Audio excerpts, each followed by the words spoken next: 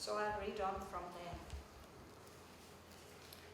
To a few is given that godlike rare release, one among many thousands never touched, engrossed in the external world's design, is chosen by a secret witness eye and driven by a pointing hand of light across his soul's unmapped immensitudes.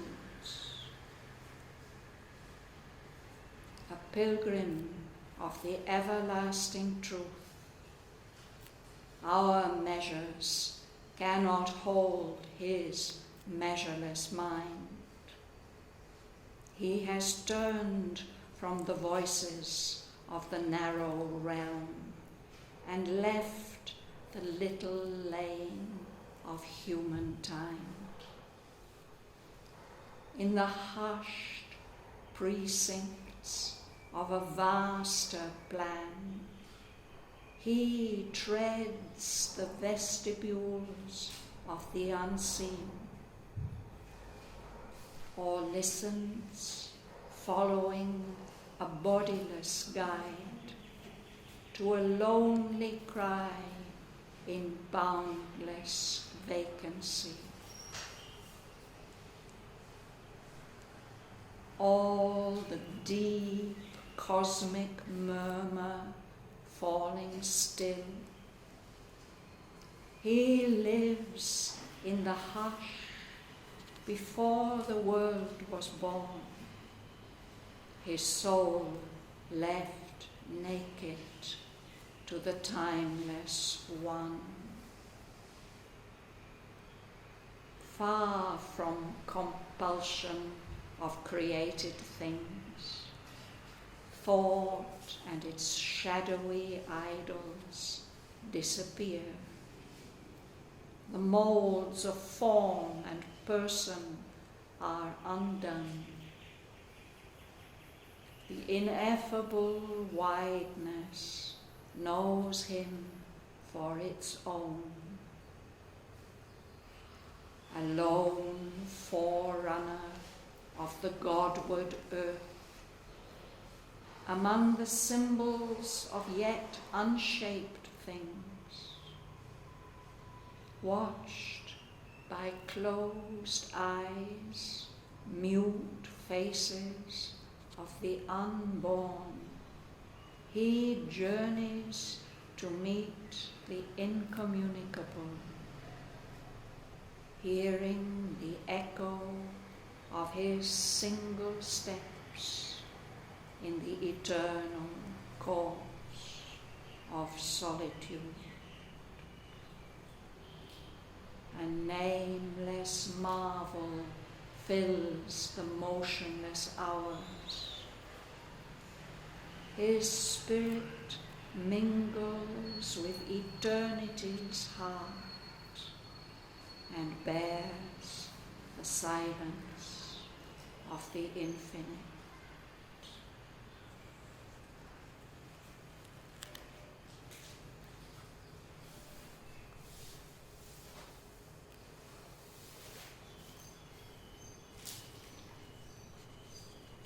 So Aurobindo says this happens only to a very few people, that they are granted this release from the ordinary consciousness, that the soul becomes free. And then it's a very, very beautiful description of what that means.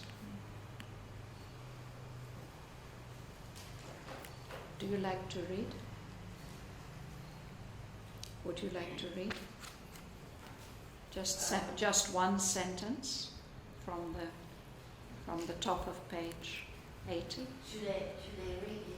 Yes, please. I am not sure if it's a good idea. You try. Okay. Try it. Yes. Not the top line, the second one. Yes. That begins, to a few is given. To a few is just the life rare release. more. Okay, you can stop that. It's No, just I one learned line. English like speaking and not Okay. reading, and Yes. All right. I think it's better the understand. To a few is given that godlike rare release. What King 𝐒𝐲𝐈𝐑𝐈 has experienced, that the earth gravity doesn't apply anymore. He can just shoot off like a rocket into the heights. No. That happens only to a very few. Levitation. Yeah, it's more than just levitation. It's moving beyond the whole earth atmosphere. Levitation applies for the body. This is levitation of the soul, isn't it? Bertha. One among many thousands never touched and crossed with the external world's design is chosen by a secret whiteness eye and driven by a pointing hand of light across his soul's unmapped immensitudes. Yes. Only one person. There are thousands and thousands who are not touched, who are not chosen. They are engrossed, they're completely absorbed in what's going on in the external world. But among those many, many thousands, one gets chosen. Somehow it happens by grace.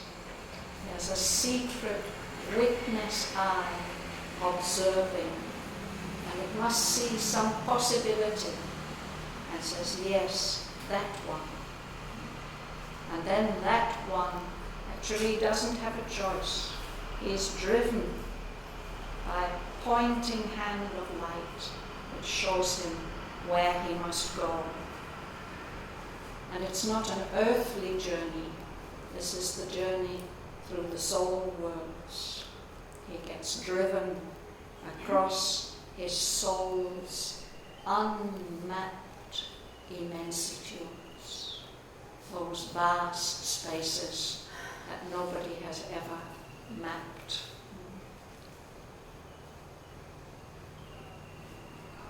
Suresh. The pilgrim of the everlasting truth. Our measure cannot hold his measureless mind. He has turned from the voice of the narrow realm and left the little land of human time. Yes. So that one who's chosen, then he becomes a pilgrim. A pilgrim is one who's traveling to a divine destination. He's a pilgrim of the everlasting truth. That's the supreme destination. And because he's been chosen, and because that's his road, our measures, our ordinary ways of measuring and assessing things, they don't apply to him. They can't limit his mind. It's become open, wide, measureless. That one has turned away from the voices of the narrow realm, this narrow realm that we live in, this world of limitation. He has left the little lane of human life. It's such a nice picture that the whole of human life is just a little lane, narrow little street. There things are bustling and going on. But beyond that, there's a whole world.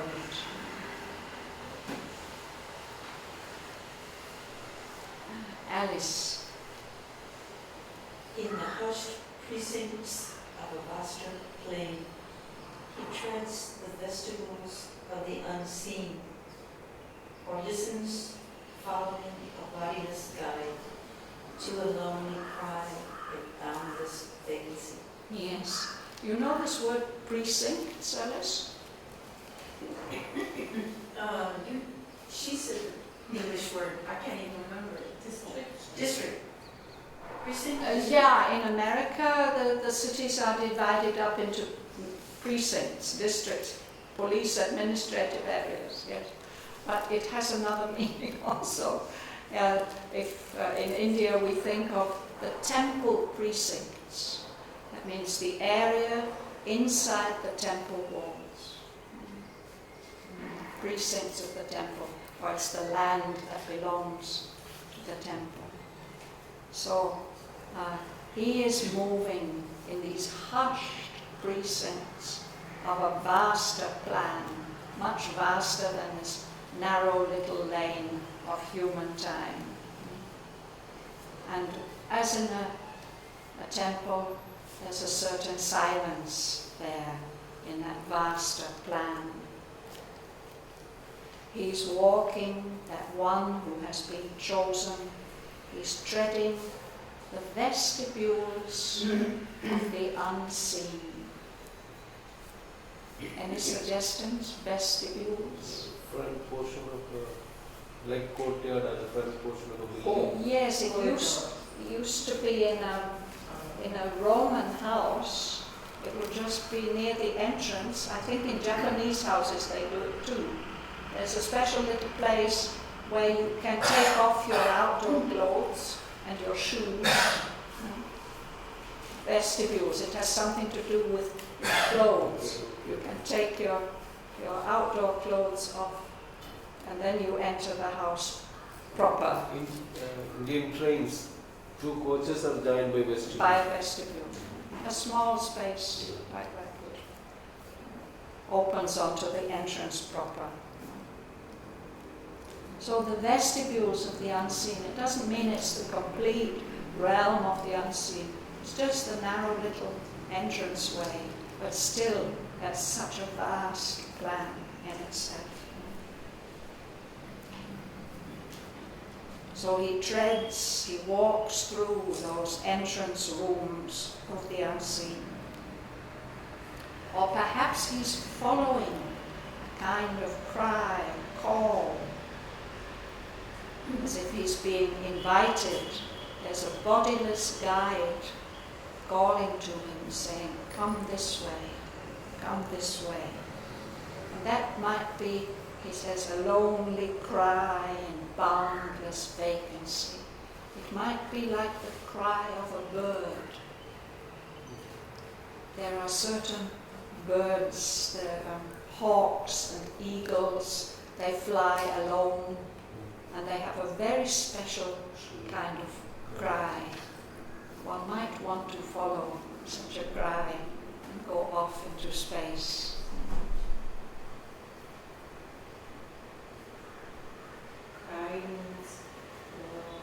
Call. Sorry? Like a call. Call, yes. Yeah, but a cry is not necessarily a call, but a bird's cry, it's not the song that the little songbirds make. It's a much bigger kind of bird, and you might not see it even, it might be so far away. You hear that cry and you get attracted towards those distances. Actually, the hens, when they have chicken, when they hear, they try to They will protect. come, yes.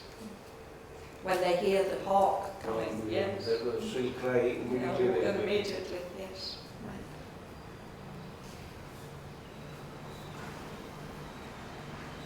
Right. Tone. All the deep cosmic murmur fallen still. He lives in the hush before the world was born. His soul left naked to the timeless one. Yes. Well, he's moved out of this little lane of human life into the precincts of a vaster plan. And there's a kind of silence. There's this cosmic murmur. Many sadhaks have spoken about this. When you come into a kind of special indrawn state, you hear the sound of the universe. And I remember my own beloved teacher, Amalkiran, telling me he had heard that sound. And he said it's like a kind of lullaby. It's the mother lulling her child. But when that cosmic murmur falls still, when we no longer hear the cry of all the life of the universe, then there's a wonderful silence. All the deep cosmic murmur falling still. He lives in the hush before the world was born. His soul left naked to the timeless one. All the coverings are taken away. He feels the contact of that one who is beyond time and space. Murmur, cosmic murmur, there are these list around 10 types of sounds, no? The murmuring of the bee, or the caravan sound, or cricket sound. That's in the World Soul in Canto, Book 2, Canto 14. Some of the thing about this sound is that it's very various, and yet you recognize that it's always the same sound, even though it might be like a jingling anklet bells or the cricket's cry. Still you recognize that, yes, that's the characteristic sound of the universe. Must be a marvelous experience.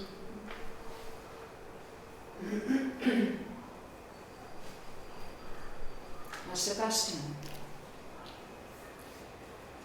Far from compulsion of created things, thought and its shadowy idols disappear. The modes of form and person are undone. The ineffable wideness mousing for its own. Yes. Is it clear? He's been far removed from the compulsion of created things. Here in our manifestation, everything seems to be determined by cause and effect. There's a kind of compulsion. We don't have full free will. There are things that compel us to take notice of this and that. But he's very far away from that. Even from thought. He's come into a silence where the shadowy idols of thought disappear. Those particular kinds of mental forms that our thought worships, they are dissolved. The molds of form and person are undone. Mold, it's a shape. We can pour something into that shape and then remove the mold and we will have the shape. We do this with wax for candles, and the sculptors here in near Kumbhakonam, what is that place called? Savitri, yes. The Swami, yes. They do it with bronze, no? And they make the clay molds and they put little holes when they do it around a wax figure. And then they pour the hot metal in, the wax evaporates, and the metal fills the mold. So it's very interesting. Aurobindo says that matter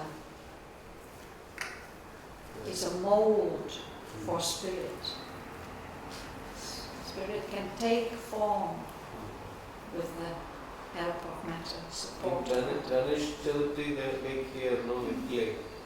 They make clay figures, yes. All here, They do that with a mold? Mold, yeah. Yeah. Always with mold and some 2 seeds for rice. Yes. The red seeds, black dots. So, forms and persons, our individualities, our personalities, they are molds. But in this experience, the molds are taken away. There's no more limits.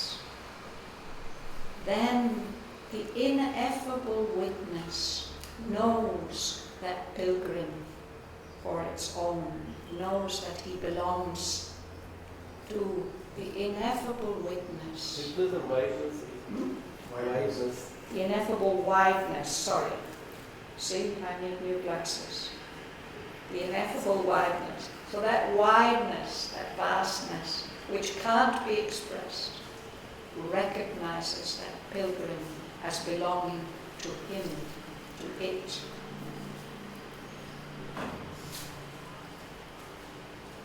Shraddhavan, Yes? does line 229 means that form spirit can let disappear form completely? Yes, spirit can use form, but it doesn't need form. Spirit is formless. It can take on forms, but it's not limited by any of them. There's no form anymore.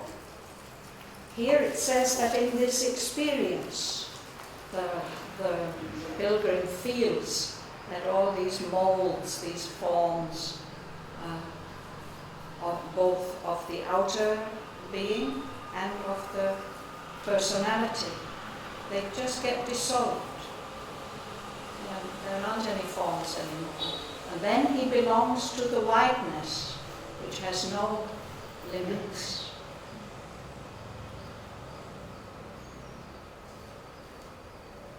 It knows him as its own, that he belongs, he's part of that wideness.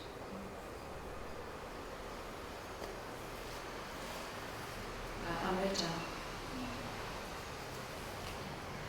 Among the Vedanta of the whole world earth, among the symbols of gift and shared things, worshipped by closed eyes, new face of the unborn.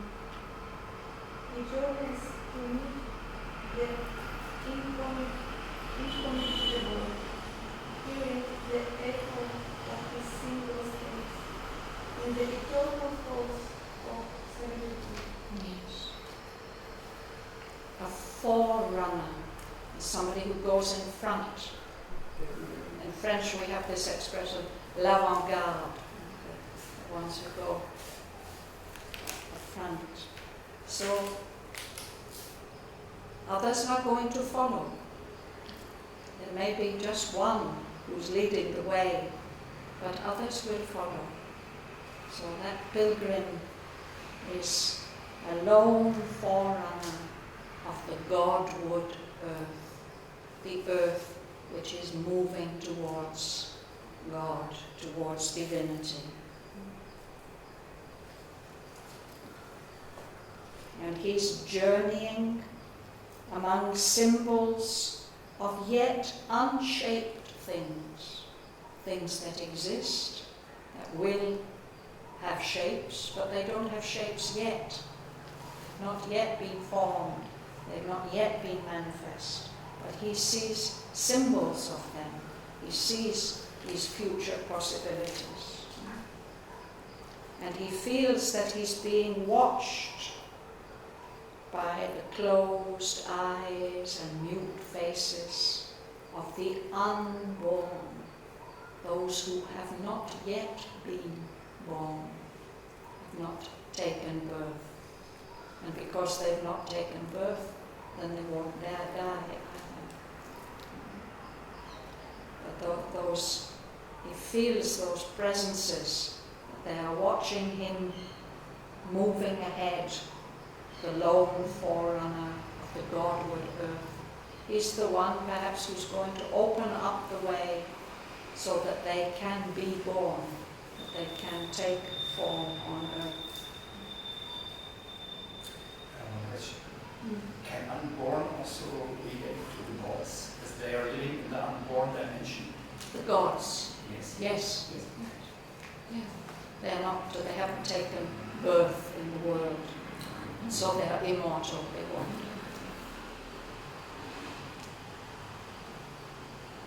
He's journeying to meet the incommunicable, some reality which it's impossible to communicate or express. And as he goes, he hears the echo of his feet, his own feet. There are no other echoes. He's the only one of his single steps in the eternal courts of solitude.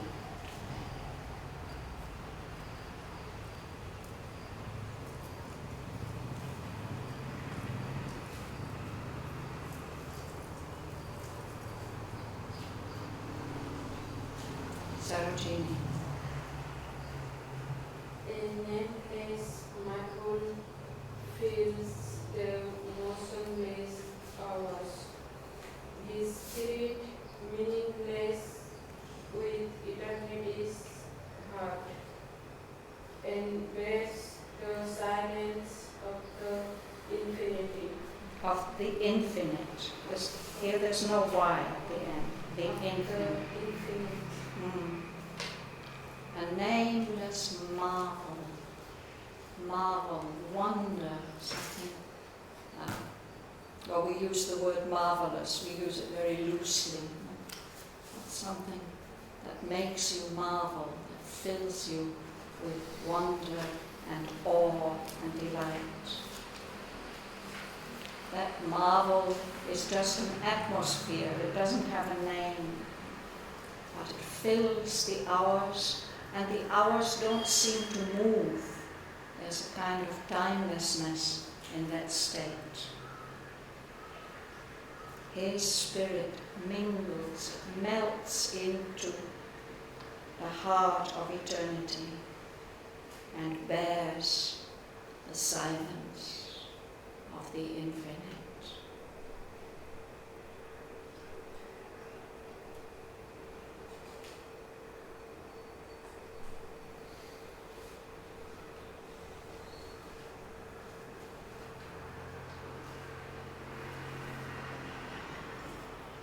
So King Aswapati is one of those few, one among many thousands never touched. He's felt that touch, and that's how he could take off like that, out of the earth atmosphere. Let's read a little further. Lorraine.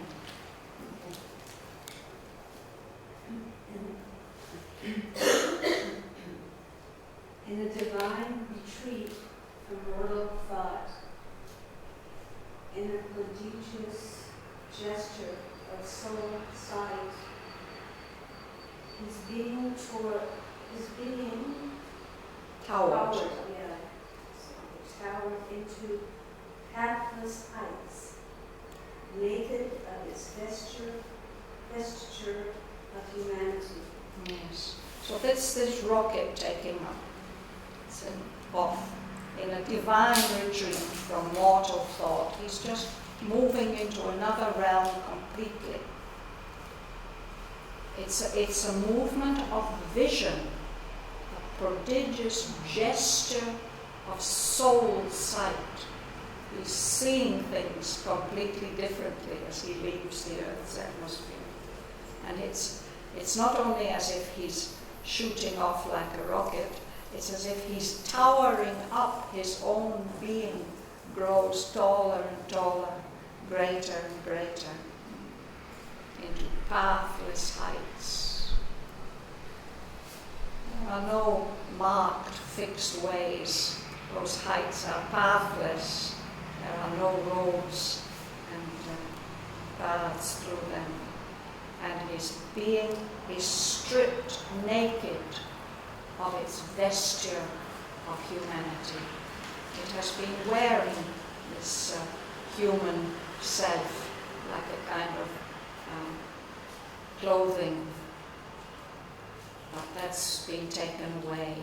Now he's no longer limited by his human form, his human nature.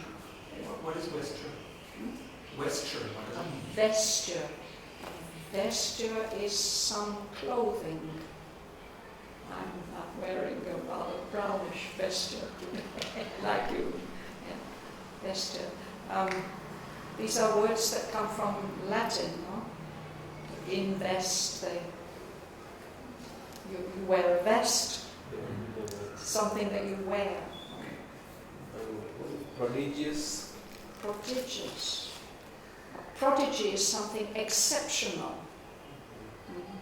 So here, this is something really out of the ordinary.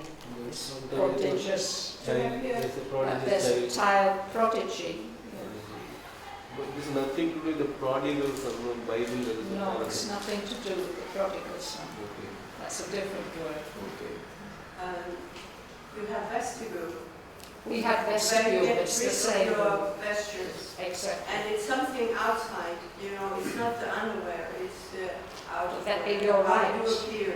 Thanks, Edita. Yeah. It's the outer cloak. Yes.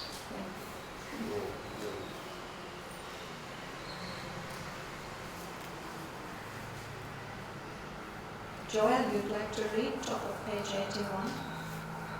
As thus it rose to meet him bare and pure, a strong descent leaped down.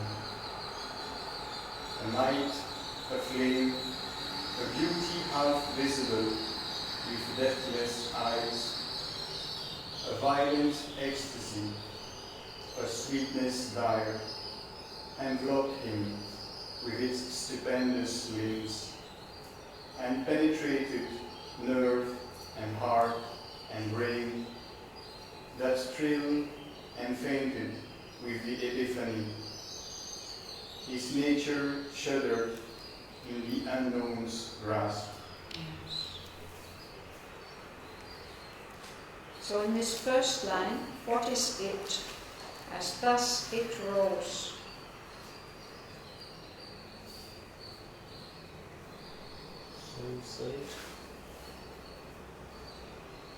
Soul sight. Dr. Nadkarni used to say the three most difficult words in Savitri are he, she, and it. Here it is his being. His being towered into pathless heights, naked of its vesture of humanity. And as thus it rose, as it went up, something comes down. It is rid of his vesture of humanity. It's It his is being. it. It's his being. Yeah.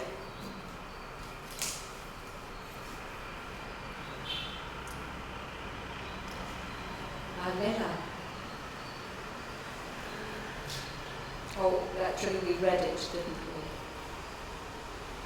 So, as thus his being rose to meet him, he's bare and pure, so he can receive this strong descent. There's an aspiration, something goes up, something comes down, and this descent is very powerful. It leaps down. It's a might, a strength, a flame. It's a beauty that he can half see, a beauty with deathless eyes. That presence gives a violent ecstasy, an intense feeling of delight that is difficult to bear. A sweetness dire, sweetness that's so intense it's almost unbearable.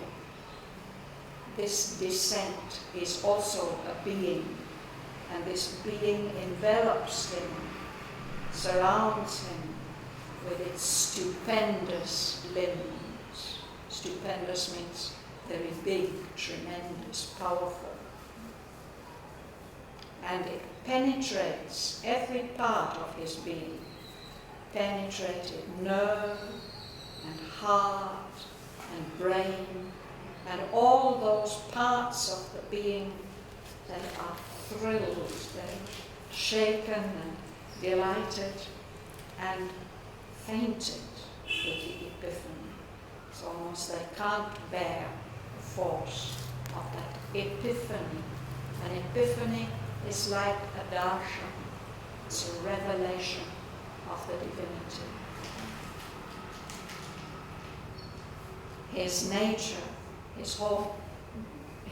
we were talking about his being. The nature shuddered in the unknown's grasp. It's held by something, the unknown. And that's thrilling, but it's also very difficult to bear. And this will bring about a change in his nature. The second line, a new line starts for 𝐒𝐈 flame. Very rare second line. Sorry, say it again. The second 245, line number 245, the second line. Yes. In between a new He's sentence. put a full stop in the middle of the line. Very rare. Yeah, it makes it so powerful, no? Okay. As thus it rolls, to meet him bare and pure, a strong descent leaps down. Pum. Our minds are flame. Very rare. Nice. It's rare in Savitri, yes. But whenever it comes, it has some special impact.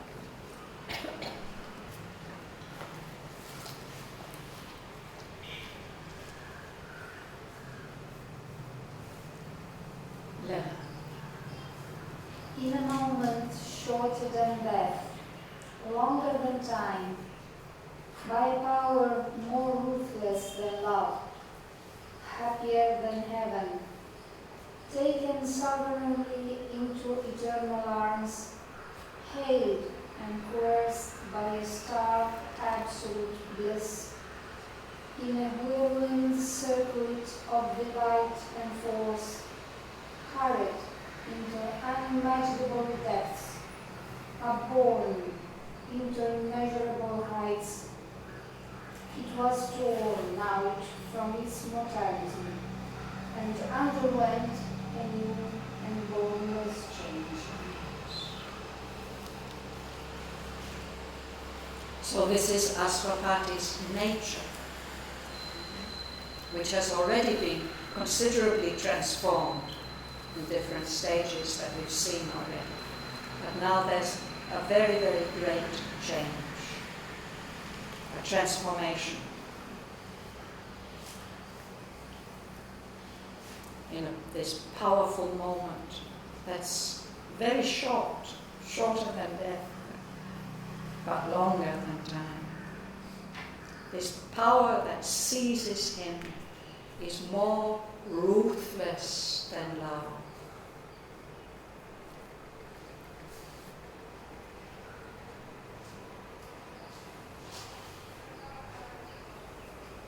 Say something about that, Kaneva. Really? Why does he say ruthless? Love ruthless. It won't accept any refusal.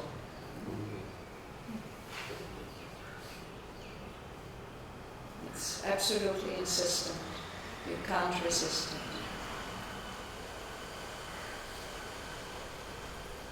Happier than heaven. He feels that he's being embraced, taken sovereignly with great power and majesty into eternal arms. And then he's dragged, hailed means dragged, pulled along, coerced, he's forced by stark, absolute bliss, can't be resisted. And he's carried around in a whirlwind. You know what it... sometimes we see these dust devils. No? There's whirlpools also. In a whirlwind circuit of delight and force. It's like being caught by a tornado and carried off. First of all, he's hurried into unimaginable depths, deep, deep places, carried up into immeasurable heights. This is his nature, was torn out from its mortality. Mortality, that is the grip that death and ignorance have on us, on our nature. Our nature is in the grip of death and ignorance. Āsvapati's nature in this incredible descent, transformative descent, is torn out from its mortality, and it undergoes a new and bournless change, limitless change. He says it's a new change because Āsvapati has already gone through several changes of his nature.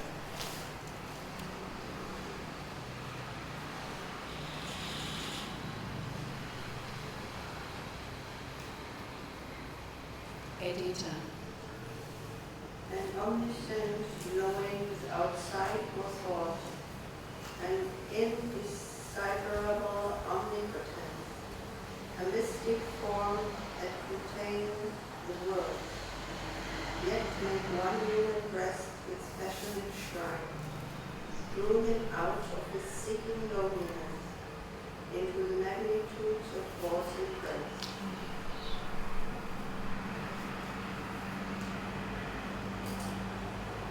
Aurobindo doesn't say what this descent is.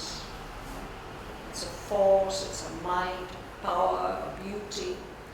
It has arms, it has a face. But it is a mystic form. It's able to contain all the worlds, and yet it can enter into one human breast and make that its shrine, its temple. So this omnipresence, the omnipotence, drew him, Āsvapati, out of his seeking loneliness. He's been all alone. We heard him, his feet alone on the courtyards echoing.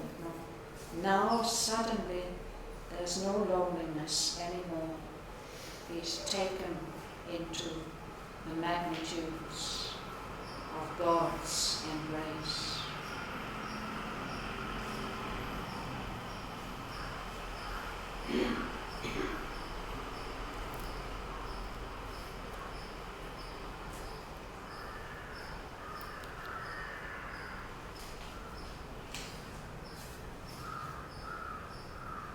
This is the fruit of his aspiration, the will and the hope immense that seized his heart and that led him to understand the difference between human life and the true life, and allowed his soul this moment of release, of total freedom. And in response to that intense aspiration, there comes this descent and this transformation.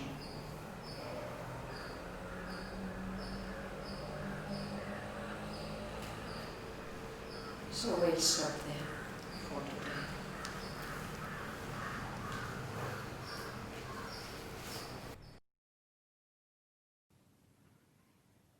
To a few is given that godlike rare release. One among many thousands never touched, engrossed in the external world's design, is chosen by a secret witness eye and driven by a pointing hand of light across his soul's unmapped immensitudes. A pilgrim of the everlasting truth, our measures cannot hold his measureless mind. He has turned from the voices of the narrow realm and left the little lane of human time. In the hushed precincts of a vaster plan, he treads the vestibules of the unseen, or listens, following a bodiless guide to a lonely cry in boundless vacancy. All the deep cosmic murmur falling still, he lives in the hush before the world was born, his soul left naked to the timeless one.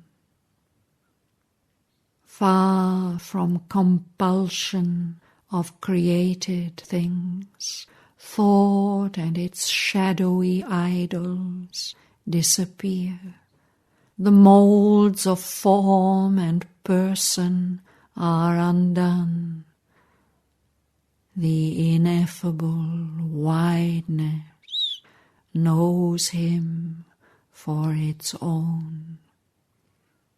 A lone forerunner of the Godward earth, among the symbols of yet unshaped things, watched by closed eyes, mute faces of the unborn, he journeys to meet the incommunicable, hearing the echo of his single steps in the eternal courts of solitude.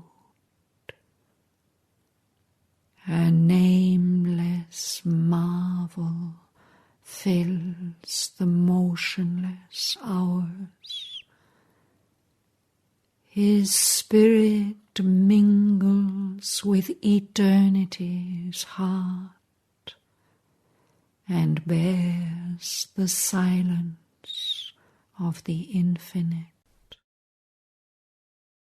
In a divine retreat from mortal thought, in a prodigious gesture of soul sight, his being towered into pathless heights, naked of its vesture of humanity. As thus it rose, to meet him bare and pure, a strong descent leaped down, a might, a flame, a beauty half visible with deathless eyes, a violent ecstasy, a sweetness dire, enveloped him with its stupendous limbs, and penetrated nerve and heart and brain, that thrilled and fainted with the epiphany. His nature shuddered in the unknown's grasp. in a moment shorter than death, longer than time, by a power more ruthless than love, happier than heaven, taken sovereignly into eternal arms, hailed and coerced by a stark absolute bliss, in a whirlwind circuit of delight and force, hurried into unimaginable depths, upborne into immeasurable heights, it was torn out from its mortality and underwent a new and bournless change. An omniscient knowing without sight or thought, an indecipherable omnipotence, a mystic form that could contain the worlds, yet make one human breast its passionate shrine, drew him out of his seeking loneliness into the magnitudes of God's embrace.